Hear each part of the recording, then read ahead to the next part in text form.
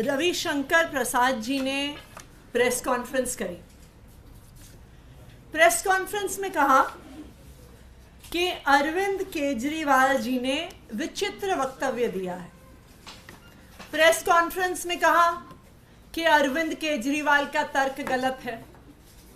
Press conference में कहा कि अरविंद केजरीवाल अलग अलग अजीब अजीब तर्क देते रहते हैं। लेकिन उस पूरी प्रेस कॉन्फ्रेंस में रविशंकर प्रसाद जी ने एक सवाल का जवाब नहीं दिया कि वो भारत के युवाओं की नौकरियां पाकिस्तानियों को क्यों देना चाहते हैं।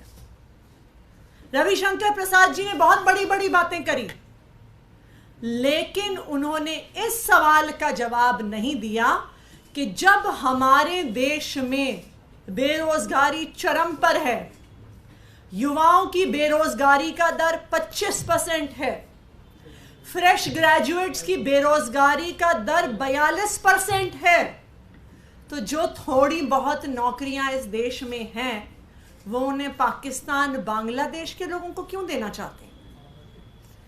मैं आज भारतीय जनता पार्टी से ये पूछना चाहती हूं कि क्या सीएए का कानून आने से भारत में पाकिस्तान से, बांग्लादेश से, अफगानिस्तान से गरीब लोग आएंगे कि नहीं आएंगे। मैं भारतीय जनता पार्टी से यह पूछना चाहती हूं कि अगर ये गरीब लोग आते हैं और अगर आप पाकिस्तान, बांग्लादेश, अफगानिस्तान में गरीब लोग जो अल्पसंख्यक हैं जिनके लिए ये सीएए का कानून है, उनकी अगर संख्या देखिए तो ऐसा कहते हैं 3-4 करोड़ के आसपास हैं। तो मैं भारतीय जनता पार्टी से ये पूछना चाहती हूं कि अगर इसमें से 1.5-2 करोड़ लोग भी भारत में आ जाते हैं तो भारतीय जनता पार्टी इन्हें कहां रखेगी, इन्हें कहां पे घर देगी, इन्हें कहां पे रहने की जगह देगी। क्या वो हमारे मोहल्ले में, हमारे कॉलोनियों में झुग्गी डाल के नहीं रहेंगे क्या भारतीय जनता पार्टी के पास 1.5-2 करोड़ घर मौजूद हैं क्या उनको देने के लिए? नहीं है। वो दिल्ली में झुग्गी डालेंगे, वो मुंबई में झुग्गी डालेंगे, वो कलकत्ता में झुग्गी डालेंगे, वो बेंगलोर में झुग्गी डालेंगे, वो देश भर में अलग अलग शहरों में झुग्गी डाल के रहेंगे। आप कहते हैं कि हमारे देश की युवाओं की नौकरियां खतरे में नहीं है, तो आप बता दीजिए कि जो ये 1.5-2 करोड़ लोग आएंगे आप उन्हें नौकरी देंगे कि नहीं देंगे। क्योंकि अगर आप उन्हें नौकरी देंगे तो जो नौकरियां हमारे युवाओं को मिलनी चाहिए वो उनके पास जाएंगी, और अगर आप उनको नौकरियां नहीं देंगे और वो अपनी गरीबी की हालत में बने रहे तो वो सड़कों पर घूमेंगे, गुंडागर्दी करेंगे, चोरी चकारी करेंगे। तो अगर आप उन्हें नौकरियां देते हैं तो हमारे युवाओं की नौकरियां जाती हैं, नहीं देते हैं तो लॉ एंड ऑर्डर और सिक्योरिटी की सारी परिस्थिति बिगड़ जाएगी। तो जब ऐसी परिस्थिति है कि ना आपके पास उनको देने के लिए घर है, ना नौकरी है, ना आपके पास, अगर गरीब लोग वो आ रहे हैं, ना आपके पास उनको कहीं रखने की व्यवस्था है, आपके पास अपने देश के युवाओं के लिए नौकरियां नहीं है जो आप उनको दे देंगे, जो बिगड़ेगी लॉ एंड ऑर्डर सिचुएशन उसका आपके पास जवाब नहीं है। तो मैं भारतीय जनता पार्टी से पूछना चाहती हूं कि अगर आपके पास नौकरी नहीं है, घर नहीं है, कोई इंतजाम नहीं है, तो आप इन 1.5-2 करोड़ गरीब लोगों को पाकिस्तान से, बांग्लादेश से, अफगानिस्तान से भारत क्यों लाना चाहते हो? आप पहले अपने देश की तो समस्याएं सुलझाइए। आप अपने देश से तो गरीबी दूर करिए, आप अपने देश से महंगाई दूर करिए, आप अपने देश से बेरोजगारी दूर करिए, उसके बाद आप किसी और को लाने का सोचिए। दूसरी बात, आप पूरे दुनिया की इतिहास और राजनीति में देख लीजिए, कोई ऐसा देश नहीं है जो बाकी देशों के गरीब लोगों के लिए अपने दरवाजे खोलता है।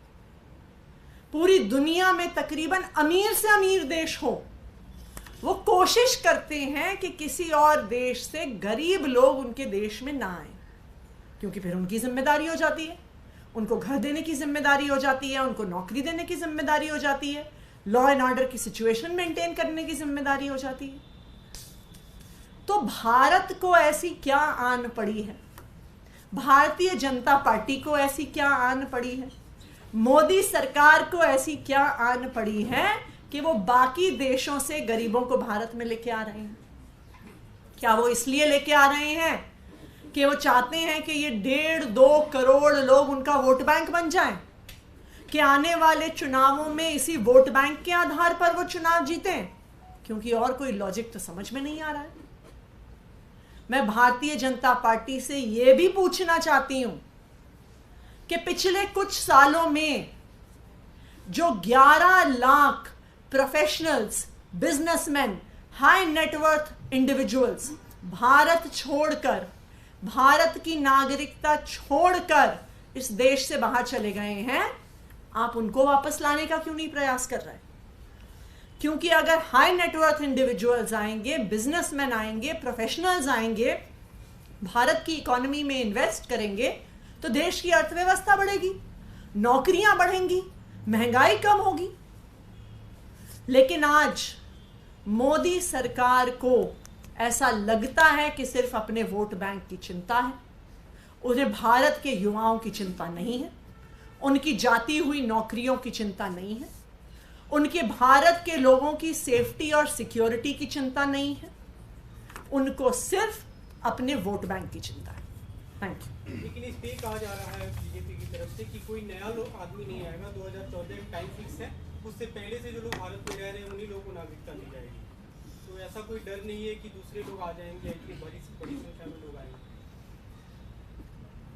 आपने देखा है भारत, दिल्ली में जब चुनाव होते हैं पिछले कई सालों से, तो हर बार अनऑथराइज्ड कॉलोनीज के रेगुलराइजेशन की बात होती है।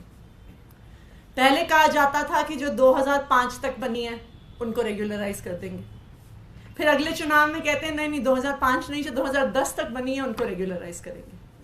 फिर 5 साल बाद अगला चुनाव आता है, फिर कहते हैं नहीं 2010 तक जो बनी है उनको रेगुलराइज नहीं करेंगे, जो 2015 तक बनी है उनको रेगुलराइज करेंगे। तो ये तो हर चुनाव के साथ ऐसे कानून बदले जाते हैं, तारीखें बदली जाती हैं। अगर एक बार भारत ने पाकिस्तानियों, बांग्लादेशियों, अफगानिस्तानियों के गरीबों को भारत में नागरिकता देने का रास्ता खोल दिया, तो बाकी लोग क्यों नहीं आएंगे? अगर उन्हें पता चल जाएगा कि आज नहीं तो कल हमें भारत में नागरिकता मिल जाएगी, तो वो बॉर्डर पार करके किसी तरीके से आएंगे।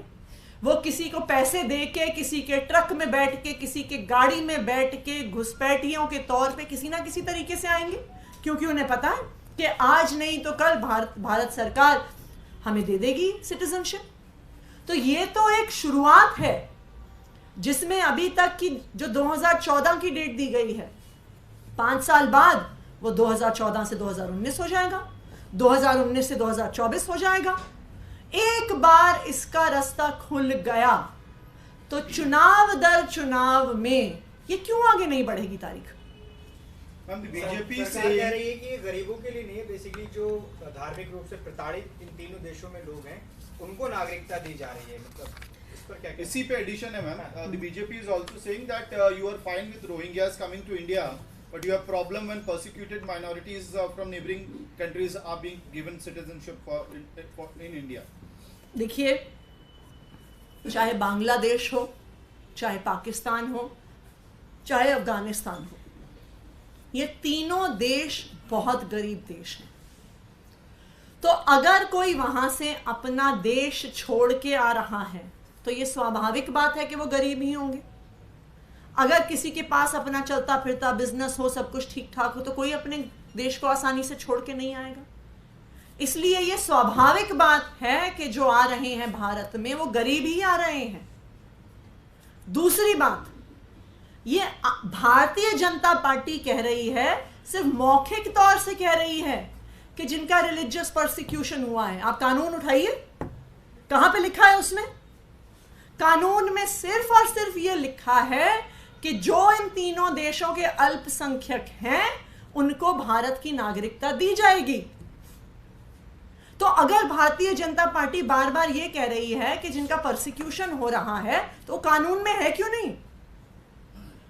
इसका मतलब साफ है कि भारतीय जनता पार्टी सिर्फ अपना वोट बैंक बना रही है। उनको कोई चिंता नहीं है कि हमारे देश के युवाओं का क्या होगा, उनकी नौकरियां कहां जाएंगी। उनको कोई चिंता नहीं है कि आज हमारे देश के बाद लोगों के पास रहने के लिए घर नहीं है, लेकिन वो करोड़ों लोगों को और भारत में एंट्री दे रहे हैं। उनको कोई चिंता नहीं है कि जब हमारी कॉलोनियों में, हमारे मोहल्लों में ये लोग आके अपनी झुग्गियां डालेंगे तो लॉ एंड ऑर्डर और सिक्योरिटी का क्या होगा।